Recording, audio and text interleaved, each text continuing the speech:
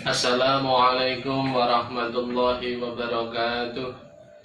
Ala hadhihi niyati wa ala kulli niyatin sholihatin liridha'illahi ta'ala wa li syafa'ati rasulillahi sallallahu alaihi wasallam wa ila muallifu hadzal kitab rahimallahu ta'ala wa nafa'ana bi ulumihi fid dharain amin. Syaulillahi lahumul fatihah.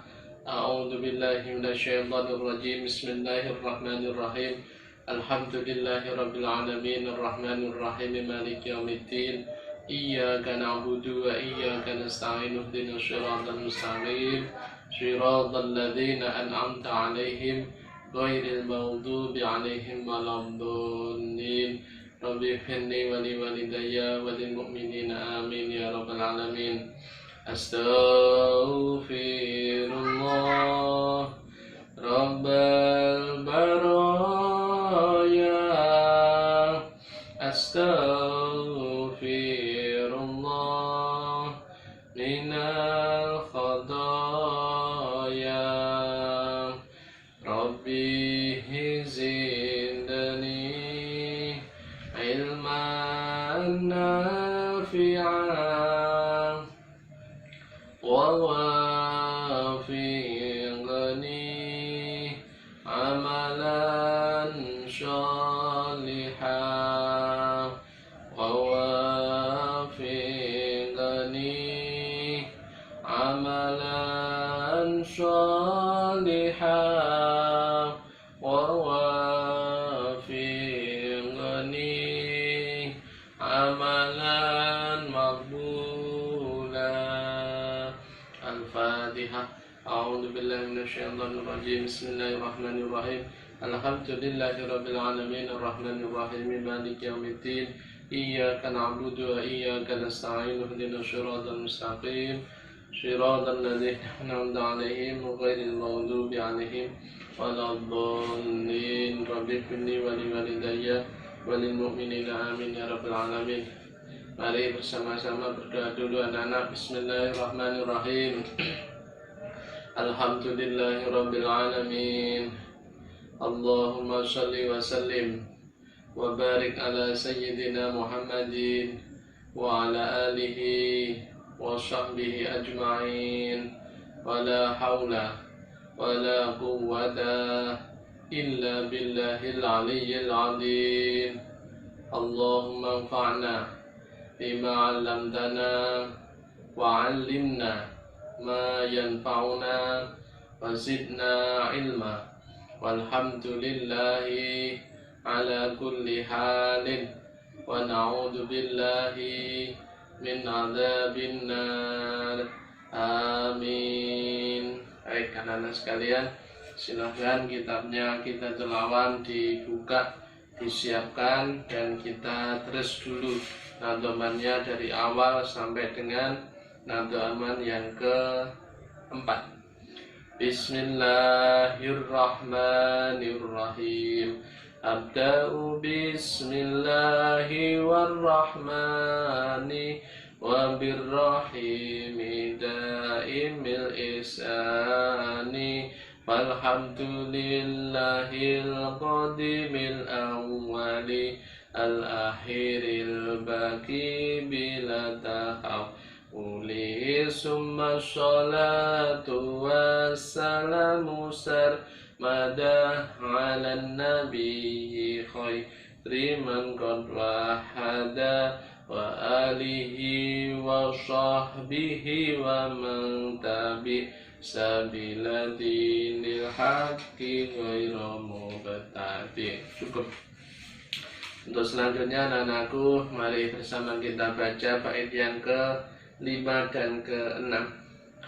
Bismillahirrahmanirrahim. Wa ba'du, lan ing dalem sause kang kasebut.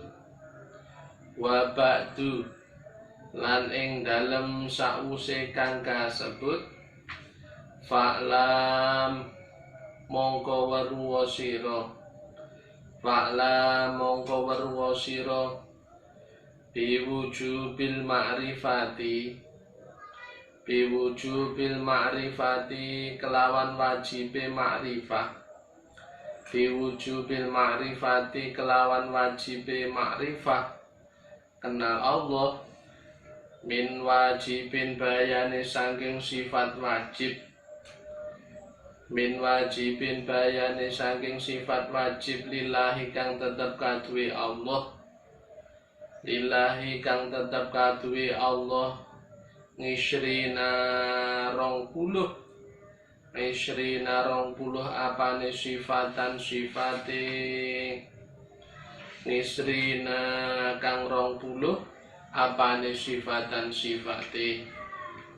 Setunggal malih, wallahu mongko utawi Allah, wallahu mongko utawi Allah iku maujudun dat kang wujud, iku maujudun dat kang wujud qadimun kang dingin, qadimun kang dingin, bakin tur kang langgeng, bakin tur kang langgeng, mukhalifun lan kang berbedani, mukhalifun lan kang berbedani, lil khalqi marang makhluke, lil khalqi marang makhluke, bil itlaqi kelawan mutlak, bil itlaqi kelawan mutlak.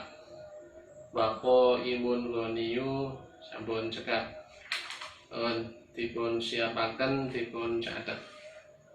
Bismillahirrahmanirrahim. Alhamdulillahirabbil alamin wa bihi nasta'inu ala umuri dunya waddin.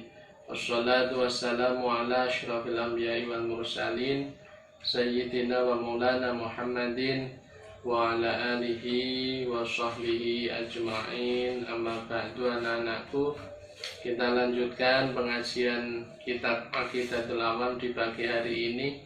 Pada kesempatan kali ini kita akan membahas bait yang kelima, yaitu wa ba'du fa'lam biwujubil ma'rifah min wajibin lillahi isrina sifah.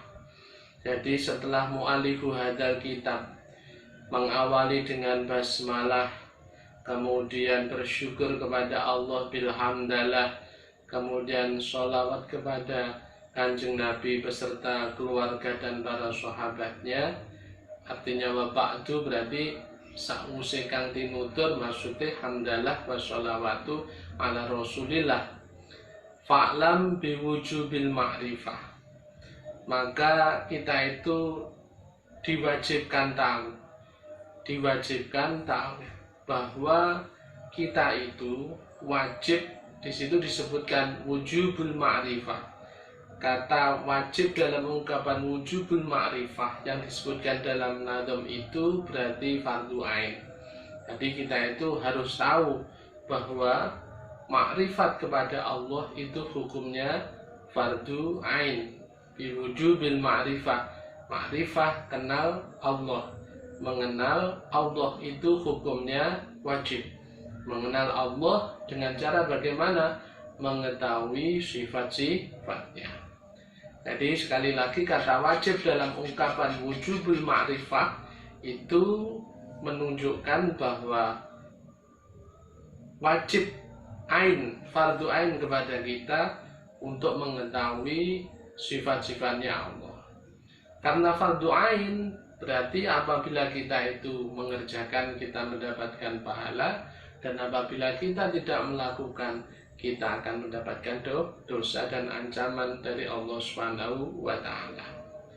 Sedangkan yang bait kedua, anak-anak, wa ba'du fa'lam biwujubil ma'rifah min wajibin, yang belakang min wajibin, di depan ada wujubil ma'rifah, di belakang ada min wajibin.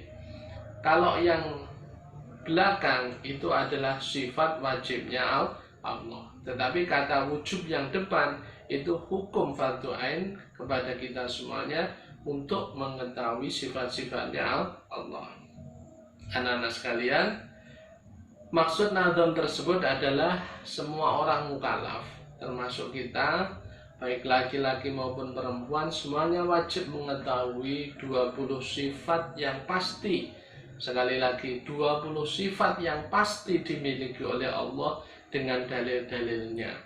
Meskipun dalil itu hanya kita ketahui secara global. Anak-anak, dalil dalam ilmu tauhid itu ada dua.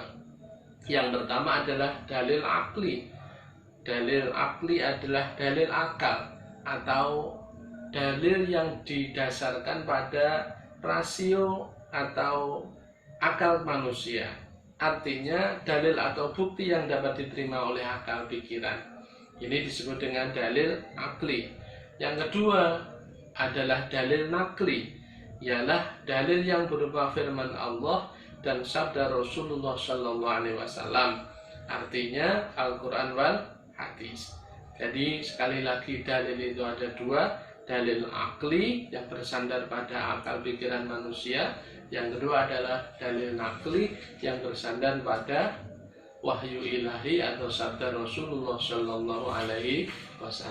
Jadi sekali lagi saya ulangi, wa ba'du fa'lam biwujubil ma'rifah min wajibin lillahi asyrina sifah. Maksudnya setelah membaca basmalah, hamdalah, kemudian sholawat kepada Rasulullah, hukumnya wajib bagi kita untuk ma'rifah, mengenal dan mengetahui Allah dengan cara min wajibin, mengetahui sifat-sifat wajibnya Allah yang jumlahnya 20 sifat, sebagaimana nanti akan kita bahas setelah ini. Dalil-dalilnya ada kalanya dalil itu bersumber kepada akal, yaitu dalil akli bersandar pada pikiran manusia. Ada kalanya dalil itu adalah nakli yang bersumber pada Al-Quran wal hadis. Itu bait yang kelima. Wa ba'du fa'lam biwujubil ma'rifah min wajibin lillahi asyrina sifat. Fallahu mawjudun qadimun baqi mukhalifun lil khalqi bil itlaqi. Yang pertama, fallahu mongko utai Gusti Allah iku mawjudun zat kang wujud, qadimun tur zat kang dingin dahulu, baqin tur kang langgeng, mukhalifun kang mulayani utawa berbedani lil khalqi maring makhluke bil itlaqi kelawan mutlak. Anak-anak sekalian, Allah memiliki sifat. Yang pertama yaitu sifat wujud, yang artinya ada. Wujud itu artinya ada. Anak-anak, kita semuanya paham, kita semuanya tidak mengingkari, kita semuanya jelas dengan sejelas-jelasnya bahwa kita itu hidup di dunia. Kita itu menginjak bumi. Kita ini disinari oleh matahari. Kita ini bernaung di bawah langit. Semuanya jelas. Nah, bumi, matahari, langit, dan semuanya ini adalah benda-benda, makhluk-makhluk yang kita tidak akan menyangkal bahwa semuanya ini pasti ada yang menciptakan. Bumi, langit, matahari, ya, ini semuanya pasti ada yang menciptakan. Tidak mungkin ada secara tiba-tiba, tetapi semuanya ini pasti ada yang menciptakan. Nah, yang menciptakan itulah yang disebut dengan zat yang wujud. Yang menciptakan semuanya ini adalah pasti sesuatu yang wujud. Tidak mungkin alam semesta ini ada secara tiba-tiba. Tidak mungkin. Pasti alam ini ada yang menciptakan, dan pasti ada wujud yang menciptakan. Nah, itulah Allah Subhanahu wa ta'ala. Kenapa demikian? Karena tidak mungkin alam ini ada begitu saja, atau alam ini terjadi secara tiba-tiba, juga tidak mungkin. Karena sesuatu yang tidak ada tidak mungkin menciptakan yang ada. Alam ini ada, pasti diciptakan oleh zat yang ada, yaitu zat yang wujud, Allah Subhanahu wa ta'ala. Maka sifat wujudnya Allah ini bersifat absolut. Ini sifat wujudnya Allah. Qadim, Allah itu dahulu. Karena makhluk-makhluk ini ada yang menciptakan, maka Allah itu pasti maha dahulu. Bakin, langgeng. Semua makhluk ini fana. Nah, yang menciptakan Allah, dan Allah itu pasti kekal selama-lamanya. Mukhalifun lil khalqi Allah yang menciptakan makhluk ini. Ya, otomatis pasti Allah itu tidak sama dengan makhluknya. Pasti Allah tidak sama dengan apa yang diciptakan. Kenapa demikian? Karena makhluk ini akan rusak, fana. Ciptaan ini akan rusak. Nah, kalau nanti Allah sama dengan ciptaannya, maka Allah akan rusak.